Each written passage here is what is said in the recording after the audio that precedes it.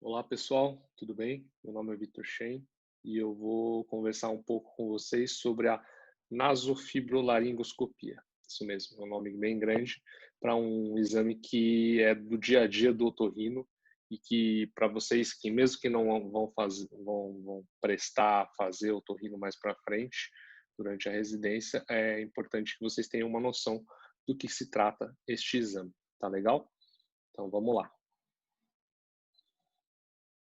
Bom, só queria deixar claro que eu não tenho nenhum conflito de interesses, apesar de falar sobre algumas marcas e alguns modelos de aparelho de nasofibroscópio, tá? Então, primeiro a gente vai um pouquinho para a história da nasofibrolaringoscopia. Lá no século XVIII, com Philippe Bozzini, ele era filho de imigrantes italianos lá na Alemanha, na cidade de Mainz, e ele foi um dos primeiros a elaborar o que seria um dos precursores da endoscopia, né? Ele criou esse aparelho chamado de Lichtleiter, que em alemão significa condutor de luz, em 1804, lá por volta de 1804. Então, nos seus 31 anos, ele já bolou um negócio assim que seria o precursor da endoscopia, cistoscopia, artroscopia e o nosso endoscópio nasal, tá legal? Esse daqui é o modelo original que tem lá no Museu da Alemanha, tá? E esse daqui era o Philippe Bozzini.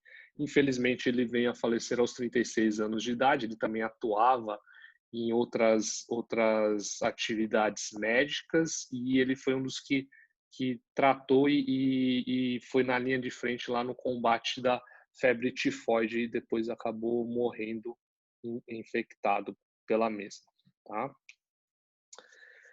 Mais para frente, já no século XIX, em 1853, o Antoine Jean Desumer ele aprimorou esse formato do cistoscópio, do primeiro precursor lá do Bozzini, né? E criou esse instrumento para avaliar o trato urinário e a bexiga.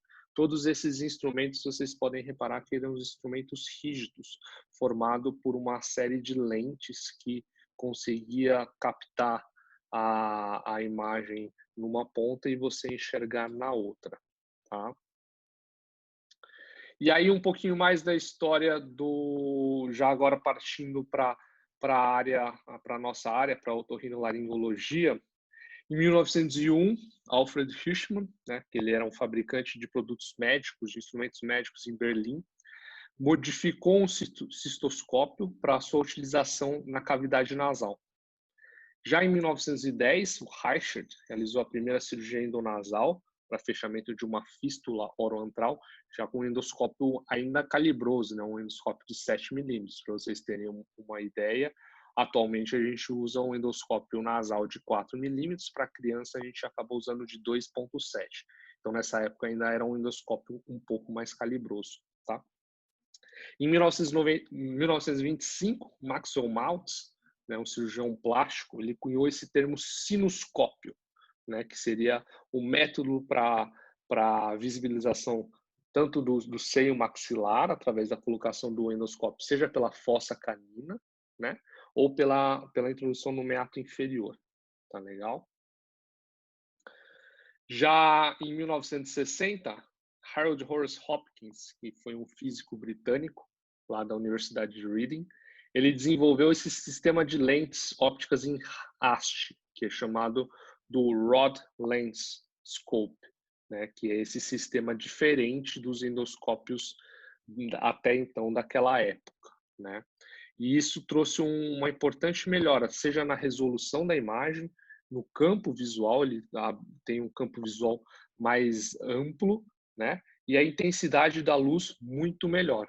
Então aqui, só para não querendo entrar em detalhes da física, mas só para explicar um pouco da diferença do endoscópio tradicional com esse endoscópio do Hopkins, né? Que em conjunto lá com, depois eu vou mostrar lá com o Karl Storz, eles desenvolveram esse novo tipo de endoscópio, onde que as lentes elas ocupavam um espaço maior, com menos espaço para o ar, né? Então, com isso, você ganhou em qualidade de imagem, né? Comparando aqui embaixo, ó, nesse desenho aqui, o azul era do endoscópio normal, né, onde ficavam as lentes, e aqui nesse sistema do Hopkins, né, dessas lentes em haste. Então, elas ocupam um espaço maior dentro do endoscópio, levando a uma qualidade muito melhor de imagem. Isso, lá na década de 60, foi um grande avanço, tanto nessa parte de cirurgias endoscópicas, não só na nossa área, na área nasosinusal, mas de todas as outras, né? Na parte de urologia, na parte da gastrocirurgia, foi um grande avanço, né? Que permitiu com que nossas cirurgias antes abertas, antes realizadas com microscópio, pudessem ser utilizadas com endoscópio e incisões minimamente invasivas, com uma recuperação muito melhor para o paciente. Lá em 78, Walter Messenklinger, da Universidade de Graz, utilizou o endoscópio nasal, então, para avaliar a anatomia da parede lateral e avaliar o clearance mucociliar dos seios paranasais. Em 84, né, David Kennedy, otorrinolaringologista dos Estados Unidos, observou essas técnicas utilizadas pelo Messenklinger e iniciou uma parceria com Karl Storz. Então, Karl Storz era um médico, ele era um médico otorrinolaringologista da Alemanha, para o desenvolvimento de uma gama de instrumentos específicos para cirurgias endoscópicas nasais. Vamos só colocar aqui uma breve história ali do Karl Storz. By Karl Storz in Tuttlingen in 1945, and it can look back on a fascinating success story. At the original company headquarters in Tuttlingen, a museum will vividly present the ideas and visions of the company founder and pioneer, Dr. Med H.C. Karl Storz. The first design with a light source arranged separately from the endoscope marked a milestone.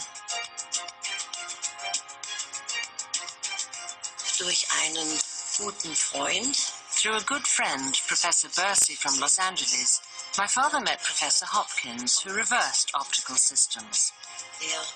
Instead of using air in the spaces between glass lenses, he used glass spaces and air lenses. That revolutionized the optical industry and endoscopic imaging.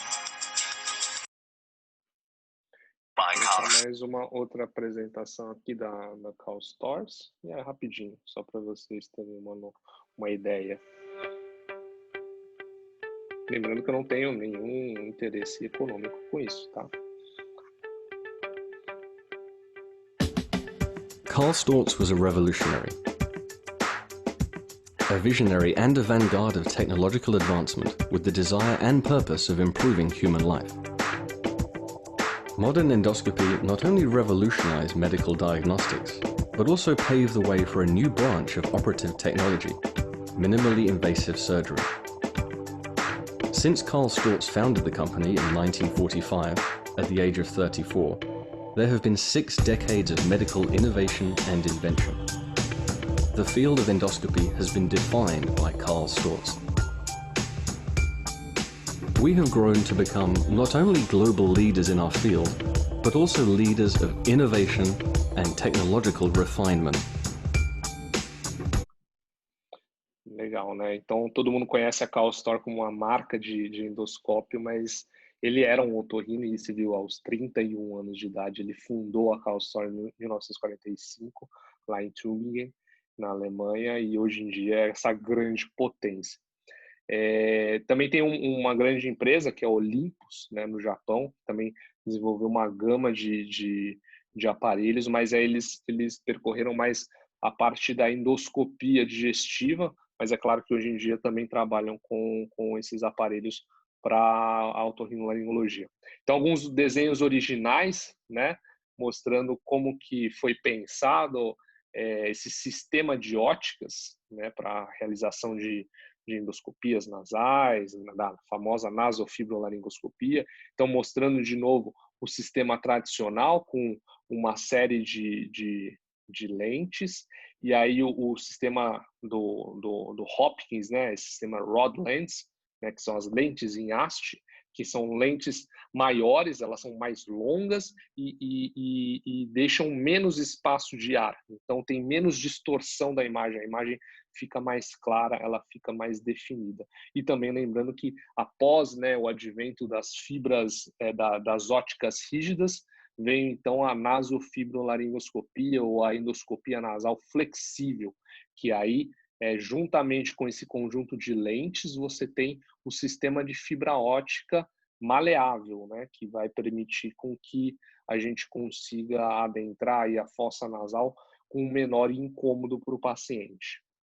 Então, mostrando um pouquinho da história, antigamente o máximo que a gente conseguia para fazer o exame físico para ver a laringe era com o famoso espelho de Garcia, né? Esse pequeno espelho aqui, que vocês já devem ter visto aí em algum ambulatório, passando lá no nosso pronto-socorro. É esse espelho que você vai jogar uma luz e você vai ver indiretamente, você vai ver a movimentação da prega vocal. Então, hoje em dia, com o nasofibroscópio flexível, a gente consegue visibilizar muito melhor, seja a parte do nariz, seja os paranasais, faringe, até a região da prega vocal, tá? Então, o aparelho, o nasofibroscópio flexível, ele nada mais é que esse conjunto de câmeras e fibra ótica que vai levar a luz até a ponta do aparelho para que ele consiga iluminar. Antigamente, quando a gente não tinha sistema de vídeo, a gente fazia esse exame entre aspas, no olho, né? A gente colocava o olho aqui e conseguia enxergar o que estava vendo lá na ponta, né? Mas a gente sabe que esse exame também pode ser realizado com sistema de vídeo, né? Esse exemplo eu sempre gosto de colocar. Hoje em dia eles já nem são mais residentes, já são otorinos formados, né? Doutor Germano, doutor Daniel San, doutor Rafael. Então, para você ver que é um exame super tranquilo. Não precisa de sedação, não precisa de anestesia. No máximo, uma anestesia tópica, ou diretamente no nariz, ou anestesia de xilocaína gel na ponta do aparelho. E aí vocês vão ver que é super tranquilo para fazer, principalmente em paciente adulto. É claro que em crianças, às vezes, o incômodo e a restrição de mobilidade da criança acaba incomodando um pouco mais, tá? Então, vocês veem que eles estão realizando o exame ali. Então, falar um pouquinho mais do aparelho. Hoje em dia, como eu mostrei, tem esses aparelhos mais antigos, então, você tinha um sistema que tinha que se conectar com uma fonte de luz externa, né? Uma fonte fria de luz, e essa parte da ótica você encaixava num sistema de vídeo, mais ou menos assim. Hoje em dia, algumas marcas mais modernas já pularam essa parte do sistema de vídeo e fazem tudo integrado. O nasofibroscópio com a tela, né? Então ele já produz a imagem sem precisar daquele sistema de vídeo, ele já vem integrado, tá? Então aqui agora eu vou mostrar uma nasofibroscopia. Deixa eu... Não sei se minha cara vai ficar na frente do vídeo aqui. Então vou colocar aqui de novo. E vou mostrar aqui. Então vocês conseguem ver que o verdinho aqui, deixa eu só mudar aqui. Peraí. Então vamos lá. Vou voltar aqui. Eu vou voltar esse vídeo também. Então, ó, a gente está entrando na fossa nasal. Então, pela fossa nasal, a gente vai passando por baixo do corneto inferior, vai chegando lá, ó, na rinofaringe. Tá vendo o verdinho lá? Acompanhando o verdinho. Faringe e visibilizando ali as pregas vocais, movimentação de prega vocal, as cartilagens, epiglote e tudo mais, tá? Agora vou mostrar alguns outros exames para a gente ter uma noção do que a gente consegue avaliar com a nasofibrolaringoscopia. Esse daqui é uma videoendoscopia da deglutição, então, junto com a nasofibra, a gente oferta alguns alimentos, mas o interessante aqui é mostrar aqui, ó, que a gente avaliando o nariz, a gente já conseguiu visibilizar uma perfuração do septo nasal, a gente consegue avaliar se o paciente tem desvios de septo, se os cornetos inferiores são um pouco maiores, né? Então, a gente está passando ali pelo meato. até a região posterior, até a região da coana, né, do arco coanal. Então, você vê aqui, isso que está subindo é o pálato mole, que vai realizar o fechamento velo-faríngeo. Então, quando a gente engole, né, quando a gente acaba falando algumas sílabas, né, isso vai fechar. A gente vê o ósseo da tuba auditiva, está super tranquilo. E aí, descendo um pouco mais, vocês veem que esse paciente já tem uma certa alteração. Você vê que lembrando que aqui, para baixo do vídeo fica o nariz, para cima do vídeo fica a nuca do paciente. Então, ele tem a mobilidade da prega vocal direita normal, a mobilidade da prega esquerda diminuída. Então, a gente fala que tem uma paresia de prega vocal esquerda, ou uma hemiparesia à esquerda, né? Você vê que quando o paciente vai fonar, Isso. abre e fecha, ó. Esse abre é o que está mais grosso. E só o lado direito acaba tendo uma mobilidade melhor. Tá? Engole normal. A gente acabou ofertando alguns alimentos para ver se tinha um risco de aspiração. Bem. Esse vai tranquilo. Então, esse é um outro exame, é o que a gente chama de videoendoscopia da deglutição. Nada mais é que a nasofibrolaringoscopia junto com a oferta de algumas consistências alimentares para ver se esse paciente consegue deglutir. Do meio. Vocês viram ali que tinha o conteúdo azul, né, que a gente usa um corante alimentar. Eu oferto o alimento para o paciente e aí eu vou observar como que vai esse alimento. Ó. E ela vai super bem, apesar da paresia de prega vocal esquerda, não tem nenhuma penetração de alimento, não tem nenhuma aspiração do conteúdo ofertado. Sem espessante. Só para saber. Mas você vê que a qualidade da voz dela é um pouco pior, porque como ela não tem esse fechamento glótico, aquele golão, né?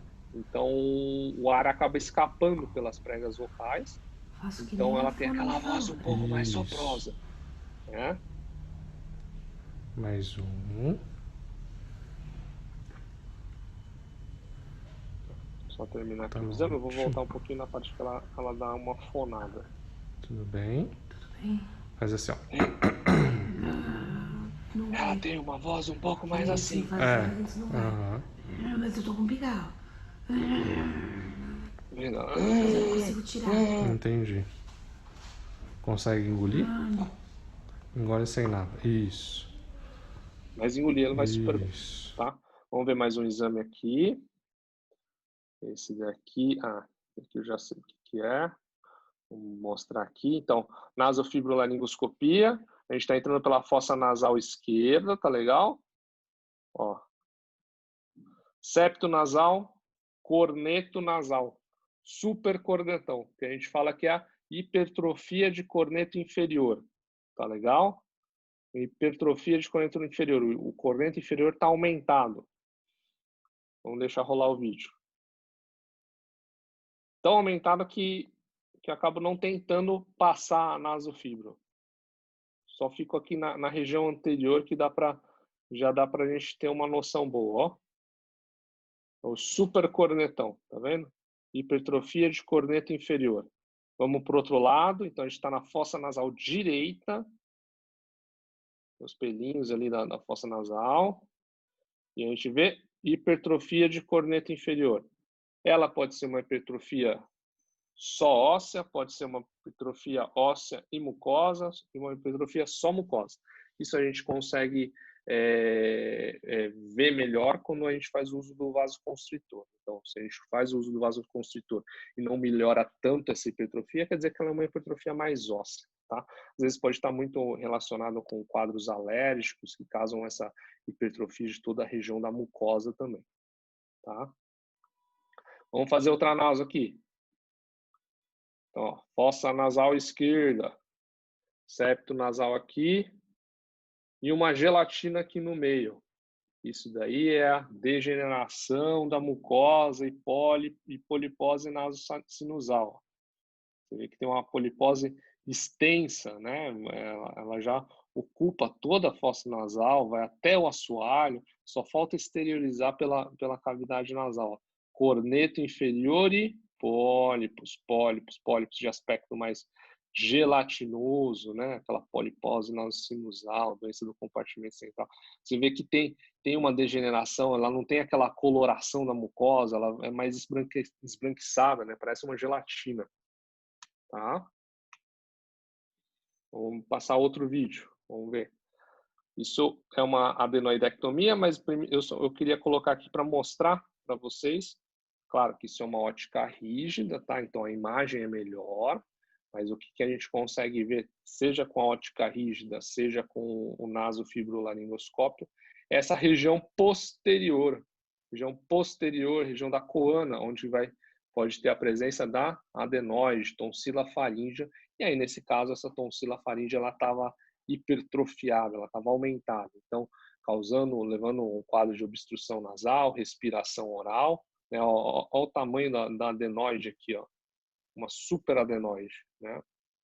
E aí levando a indicação cirúrgica. Depois que a gente faz a remoção, faz a adenoidectomia, o aspecto final é esse. Então você acaba desobstruindo aquela parte final, né? Então a adenoide obstrutiva e pós-adenoidectomia fica com um aspecto bem melhor, tá? Essa daqui é também uma avaliação da parte da condução. A gente tem uma colocação do nariz, septo nasal, corneta inferior. A gente vai chegando até ali na região posterior. A gente tem um pouquinho de adenoide, mas não chega a ser uma adenoide obstrutiva. Tá legal? A gente vai chegando ali na região da faringe, inofaringe, orofaringe e hipofaringe. Lembra daquela que a gente viu naquela outra paciente que tinha paresia de prega bucal? Isso aqui a gente vê epiglote, a gente vê um monte de saliva aqui. Teoricamente, você deveria engolir a saliva, mas a saliva está parada, está entrando ali na região, né, das pregas bucais, então tá, o que a gente chama de penetração laríngea. Tem um pouco de reflexo de tosse, um tosse fraco, né, mas acontece. E aí a gente acaba corando a saliva, a gente cora a saliva para conseguir enxergar melhor e a gente vê a saliva descendo lá e indo para a via aérea baixa, tá? Então, para lembrar que a nasofibrolaringoscopia, ela praticamente, entre aspas, faz parte do exame físico, mas, na verdade, a propedêutica armada do otorrinolaringologista. A gente prefere muito mais a nasofibrolaringoscopia do que qualquer exame de imagem para uma avaliação inicial. Ela tem as vantagens da nasofibrolaringoscopia, principalmente que são um exame indolor, né? Por vezes pode ser um pouco mais incômodo, tem pacientes que sentem um pouco mais de incômodo, e para isso a gente pode anestesiar a cavidade nasal para a realização do exame. Em crianças isso é contraindicado, principalmente por conta da quantidade de anestésico, você pode induzir, às vezes, a um laringoespasmo, tá? Mas é um exame super rápido, demora ali no máximo 2, 3 minutos. Quando você vai fazer uma videoendoscopia da deglutição, então você precisa de um tempo um pouquinho maior, aí no máximo 10 minutos, então é super rápido comparado a uma ressonância magnética, que você tem que ficar um tempão lá fazendo o exame e sem se movimentar, né? É um exame que não utiliza de radiação, diferente da tomografia computadorizada, do raio-x, da radiografia. Não precisa do uso de contraste, seja ingerir nenhum tipo de contraste, diferentemente do videodeglutograma. E a gente consegue avaliar uma grande parte da anatomia da cabeça e do pescoço, né? Então a gente consegue avaliar o septo nasal, se o septo nasal é desviado ou não. Claro que isso a gente também vê na rinoscopia, no nosso exame anterior da fossa nasal, mas desvios mais altos, desvios posteriores, a gente não consegue ver direito pela rinoscopia, a gente consegue ver pela nasofibrolaringoscopia. A gente consegue avaliar a patência da fossa nasal, então a gente consegue ver se, por exemplo, numa criança, a gente tem a famosa atresia de Coana, se é fechado a passagem de ar lá para trás. A gente consegue ver se tem a presença de tumores nasais, né? Então, a gente consegue ver, por exemplo, presença de nasofibromas, papilomas invertidos, a própria polipose nasosinusal a gente consegue avaliar com a nasofibrolaringoscopia. A gente consegue avaliar a região já posterior da rinofaringe, presença de tonsilas faríngeas aumentadas, a famosa adenoide. Ela pode causar obstrução, seja na passagem de ar, seja na drenagem da tuba auditiva, levando a quadros recorrenciais de otite média aguda ou otite médias serosas, ou seja, aquelas otite médias com efusão, né? Descendo um pouco mais, o que a gente consegue avaliar? A gente consegue avaliar base de língua, presença de tonsilas palatinas, as famosas amígdalas, né? O quanto que essa relação da amígdala aumentada pode ficar atrapalhando, seja na hora de deglutir, seja na hora de respirar.